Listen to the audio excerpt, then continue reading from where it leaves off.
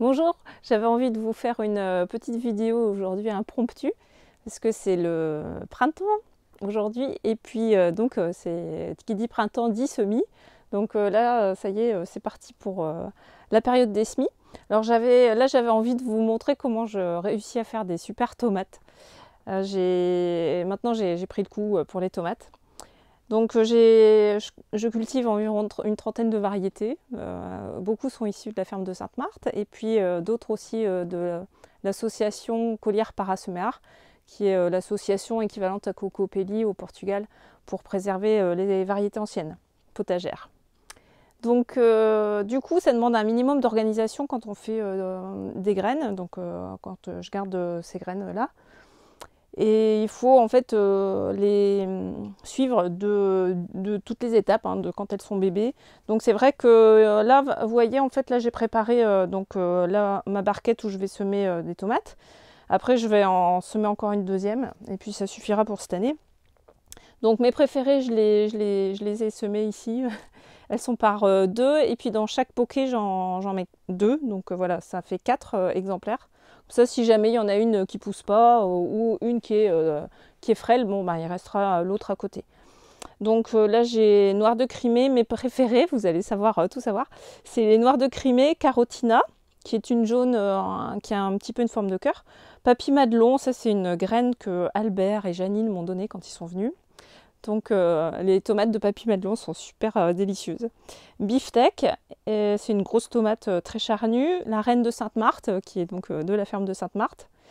Donc, et puis les Green Zebra aussi que j'aime bien. Et puis après les autres, je les ai mis juste en un exemplaire et pareil avec 2 graines à chaque fois. Donc on a pas mal de couleurs, on a poivron jaune, ananas, jaune Saint-Vincent, rose de Berne, elle est bonne aussi. Alberta Peach, elle est très jolie, mais la peau est un peu plus épaisse et poilue. Tomate azul, donc ça c'est une tomate portugaise un petit peu bleue. Orange bourgoin, elle est plus petite, elle est orange. Elle est un petit peu les deux entre la cerise et puis la tomate. Et puis après on a la marmande ancienne qui est une classique, hein, qui est bien bonne. Happy rouge, tomate des Andes et tomate San Marzano, celles-là elles sont plus sympas pour sécher. Et puis les tomates cerises, donc j'ai cerisette poire rouge, la prune noire elle est excellente et puis en fait elle donne vraiment à profusion. Celle-là j'aurais pu en semer en double. Poire jaune et miel du Mexique. Voilà, donc une première, puis il me reste encore une blanche et puis des portugaises à semer dans la deuxième barquette. Et puis là ce que je trouvais intéressant de vous montrer c'est ça, donc ce que je fais mes mélanges en fait de compost, terre et terreau dans une brouette et après je remplis donc ces barquettes. Donc on a le chat en fait qui miaule parce que c'est la fin de journée. Caramel, il faut qu'il attende un peu parce que celui qui lui donne les croquettes est occupé à tourner, donc il va falloir qu'il patiente un peu. Donc alors revenons à nos moutons. Quand on utilise son propre compost, la difficulté c'est qu'on va avoir plein de choses qui vont germer. Et pas forcément en fait que les tomates qu'on va mettre, donc ça peut être embêtant parce que du coup on peut avoir, j'ai régulièrement d'autres tomates qui viennent en fait au milieu. Alors ce que j'ai fait, c'est que j'ai fait ce qu'on appelle la technique du faux semis.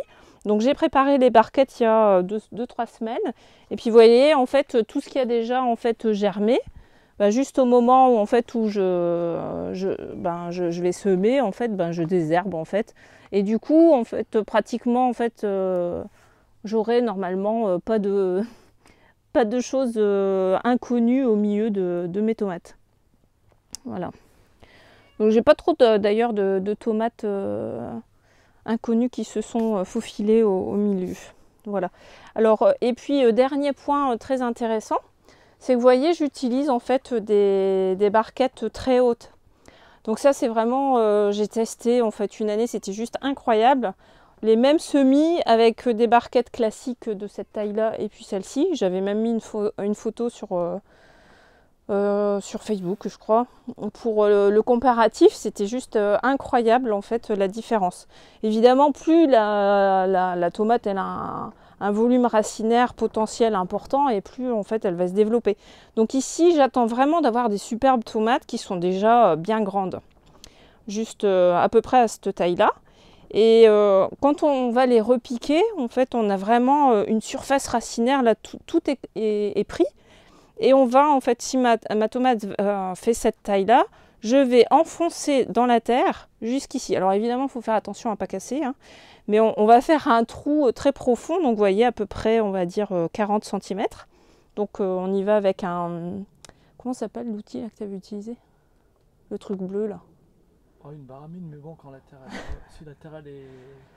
Voilà, on avait pris on fait ça rapidos avec Georges parce qu'on en avait quand même 70 à repiquer l'année dernière. Donc à la baramine, on ouvre le trou et puis après délicatement on vient mettre. Donc on ne fait pas comme dans les livres là, tourner les racines. Et on va avoir évidemment sur tout le long de la tige qui sera enterrée en fait des racines qui vont se développer. Donc l'année dernière on a eu des pieds de tomates mais juste incroyablement grands et beaux. Ils étaient à peu près de ma taille quoi comme ça. Et bon, on avait mis pas mal de compost aussi, on avait eu pas mal de compost l'année dernière. Voilà, donc, mais voilà, en tout cas, les tomates étaient super belles. Et puis, ben, ma foi, après, ce qui est important, c'est de suivre, donc, une fois que vous repiquez en terre, évidemment, il faut, une fois que vous allez les repiquer, il faut continuer, en fait, à les étiqueter. Et puis après, quand vous allez récolter vos tomates, vous choisissez les tomates que vous voulez garder en graines. Là, pareil, quand on va chercher les tomates au jardin, mais il faut y aller avec le petit papier, le scotch. Puis moi, je mets un petit scotch avec le nom sur la tomate. Je récupère les graines. Après, hop, le scotch, il passe sur un petit gobelet. Et ensuite, il passe sur mes étiquettes. Voilà. Donc, je plante de préférence. Donc là, je suis en train de semer. Donc, mes tomates, elles sont rangées. En fait, j'ai les tomates de couleur. J'ai les tomates cadeaux. Alors ça, c'est quand... je fais des tomates séchées, je garde en fait les graines pour les offrir en cadeau ou quand je suis pas certaine que j'ai une petite erreur ou quelquefois je me dis bon ben voilà, ça part en cadeau, de toute façon c'est des bonnes variétés tout de même. Et puis j'ai les tomates rouges et puis là je suis en train de faire les tomates de couleur. Quand j'ai en fait, par exemple l'année dernière, j'avais pas réussi à un endroit les Green Zebra. Donc je l'avais noté en fait que bon, le pied il était un petit peu pas très joli. Et du coup celle-là je vais prendre en fait celle de l'année dernière, donc de l'avant de 2016. Je vais pas prendre celle de 2017. Voilà, donc après j'ai mes autres, j'ai le reste ici. C'est classé tout par boîte, vous voyez. En fait c'est super pratique. En fait j'ai les boîtes 2017, 2015, 2016. Et puis après les autres, normalement j'en aurai plus besoin quoi. Voilà, et puis après ce que je vais tester cette année, c'est je vais mettre une fleur. Donc je pense mettre quelques soucis en fait bon pas à tous les pieds, mais comme ça j'aurai mes soucis qui vont être piqués aussi directement au jardin. Voilà, c'était tout pour la vidéo, je vous souhaite des bons semis.